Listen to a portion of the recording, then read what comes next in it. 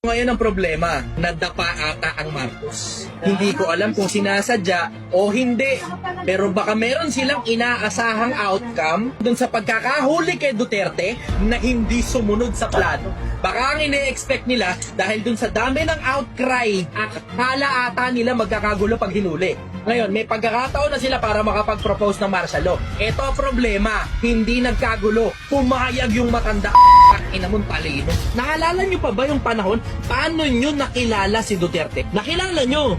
Pero paano nyo nakilala? Mababalikan nyo pa ba? Wala na rin nakakaalala kung paano nangyari. May mga lumabas minsang panahon ng mga documentary tungkol sa Davao. Kung gaano kalinis ang Davao, gaano kaganda ang Davao, gaano kayaman ang Davao. Yung influence na yun tungkol sa Davao, naimbudo sa isang grupo, si Duterte. Itong isang si The Punisher, kung tawagin nila, nagbomotor sa kabuuan ng Davao para makita kung ano lagay ng bayan niya. Tapos minsan, nagpapanggap na taxi driver para makakita kung sino-sino mga siraulo. Tapos, may pagkakataon, pinakain niya yung upos ng Yossi dun sa isa sa mga banyagang naninigarilyo dun sa lugar niya. Naalala niyo, narinig niyo yan? Pero halos walang nakakapansin kung paano niyo narinig yung balita. Si Duterte, yung kaisa-isang politiko na matindi ang paggamit sa social media. Wala lang nakakahalata.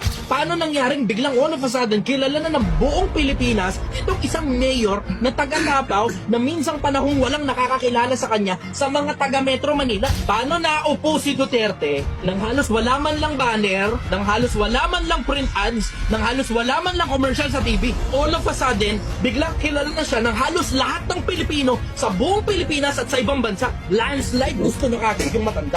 Hindi nyo nare-realize eh.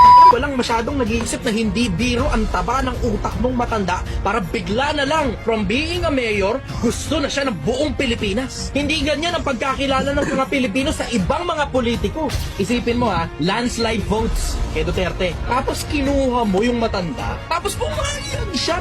Sa kabahan ka na, pumayag yung matanda.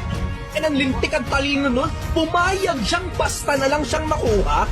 Pinakamagagaling na prosecutor ng Davao yan, in case hindi nyo alam. Isa sa mga pinakamagagaling na abogado, strategy magician ng Pilipinas. Ang pinoproblema, kung legal ba yan o illegal, mali ang problema. Ang dapat problemahin nyo, bakit pumayag yung matanda? Kahit nalalaman niya lahat ng karapatan niya. Ako, nakikita ko, merong isang hindi birong talinong matanda na kinuha nila at alam na nung matanda na yun na mamamatay na rin lang naman siya at may sakit siya at may problema. Might as well die for a good cause. Hanggang sa dulo, mananatili pa rin akong sumasagot sa mga tanong. Mananatili akong hindi interesado sa politika. Mananatili akong hindi interesado sa pera. Mananatili akong hindi interesado sa kasiyahan.